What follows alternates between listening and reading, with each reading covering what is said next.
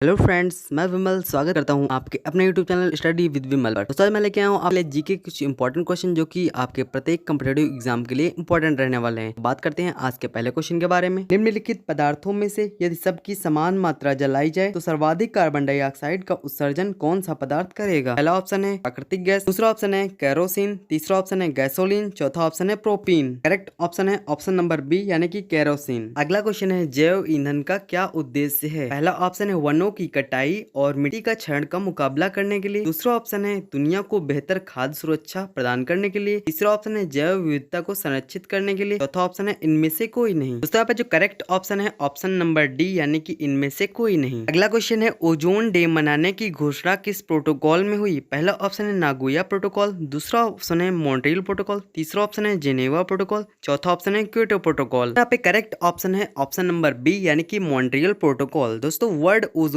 Day या विश्व ozone दिवस हर साल 16 सितंबर को मनाया जाता है। इसकी घोषणा मॉन्ट्रियल प्रोटोकॉल द्वारा 1987 ईस्वी में हुई। अगला क्वेश्चन है राष्ट्रीय हरित कोर का क्या उद्देश्य है? पहला ऑप्शन है युवाओं को पर्यावरण और पारिस्थितिकी के बारे में बताना, दूसरा ऑप्शन है पर्यावरणीय कानून बनाना, तीसरा ऑप्शन है पर्यावरण संरक्षण, चौथा ऑप्शन है ये सभी। दोस्तों यहाँ पे करेक्ट ऑप्शन है ऑप्शन नंबर ए यानी कि युवाओं को पर्यावरण और पारिस्थितिकी के बारे में बताना। अगला क्वेश्चन है माधव गाडगिल पैनल ने किस क्षेत्र को पारिस्थितिकी रूप से महत्वपूर्ण क्षेत्र घोषित करने का सुझाव दिया है? पहला ऑप्शन है पश्चिमी घाट, दूसरा ऑप्शन है पूर्वी घाट, तीसरा ऑप्शन है हिमालयन क्षेत्र, चौथा ऑप्शन है गंगा जमुना का मैदान। दोस्तों यहाँ पे करेक्ट ऑप्शन है ऑप्शन नंबर ए यानी कि पश्चिमी घाट। अगला क्वेश्चन है चेचू जनजाति किस क्षेत्र में वन्य जीव की सुरक्षा से संबंधित है? पहला ऑप्शन है नागार्जुन श्रीशैलम आंध्र प्रदेश, दूसरा ऑप्शन है सिमलीपाल उड़ीसा, तीसरा ऑप्शन है पलामू झारखंड, चौथा ऑप्शन है इनमें से कोई नहीं। यहाँ पे करेक्ट ऑप्शन आप चूज करिए। तो यहाँ पे जो करेक्ट ऑप्शन है ऑप्शन नंबर ए यानी कि नागार्जुन श्रीशैलम आंध्र प्रदेश में है। तो यहाँ के जो इम्पोर्टेंट दो फैक्ट हैं, चेचू जनजाति दक्षिण भारत की सबसे बड़ी जनजाति है। चेचू जनजाति चेचू भाषा बोलती है। अगला क्वेश्चन है पर्यावरण लेखांकन क्या है? पहला ऑप्शन यह पर्यावरण या प्राकृतिक संसाधनों की खपत को मापने के लिए एक विधि है, दूसरा ऑप्शन यह देश की हरी क्षेत्रों का सांख्यिकीय विश्लेषण करने की एक तरीका है, तीसरा ऑप्शन है उपरोक्त दोनों,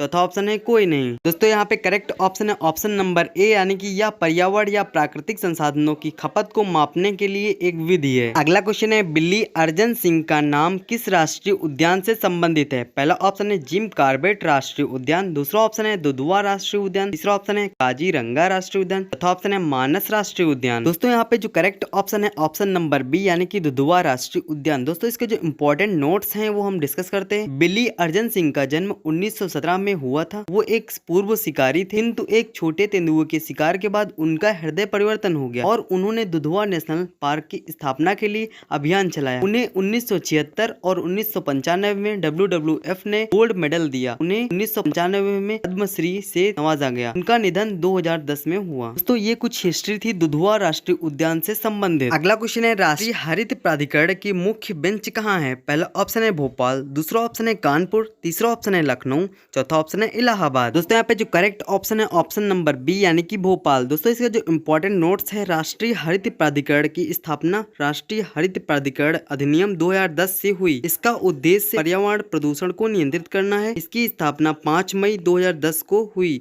इसका मुख्य कार्यालय भोपाल में। दोस्तों ये इंपॉर्टेंट फैक्ट्स हैं, इन्हें ध्यान में रखिएगा। अगला क्वेश्चन है निम्न में से क्या पौष्टिक स्तरों पर हमेशा एक खाद्य श्रृंखला में घट जाती है? पहला ऑप्शन है ऊर्जा, दूसरा ऑप्शन है संख्या, तीसरा ऑप्शन है रसायन, चौथा ऑप्शन है इनमें से कोई नहीं। दोस्तों यहाँ पे जो करेक्ट ऑप्शन है ऑप्शन नंबर ए यानी कि ऊर्जा। दोस्तों कैसा लगा मेरा आज का session? Please like and subscribe my YouTube channel. Thank you दोस्तों।